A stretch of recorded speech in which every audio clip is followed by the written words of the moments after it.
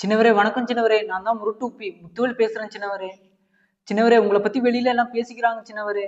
உங்களுக்கு பிராமண தோஷம் இருந்ததாகவும் அதை போக்குறதுக்காக 3 ஜீயர்களை உங்களை வீட்டுக்கு வர வச்சு அந்த 3 ஜீயர்களுக்கு நீங்க பாத பூஜை செஞ்சதாகவும் வெளியில பேசிக்கிறாங்க சின்னவரே. அதெல்லாம் உண்மைங்களா சின்னவரே?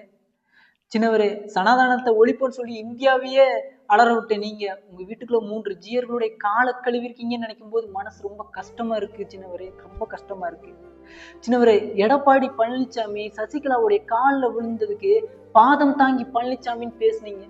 நீங்க வேணா அதை மறந்துருக்கலாம். நீங்க பேசக்கூடிய ஒவ்வொரு பேச்சையும் இந்த முரட்டூப்பி முத்துவேல் நெஞ்சில பச்சை குத்துன மாதிரி பதிவு பண்ணி வச்சிருக்கேன் சின்னவரே. பதிவு பண்ணி வச்சிருக்கேன்.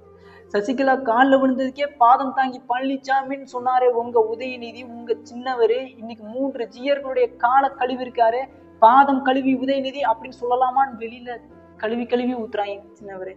முடியல சின்னவரே. ரொம்ப கஷ்டமா இருக்கு சின்னவரே. உங்க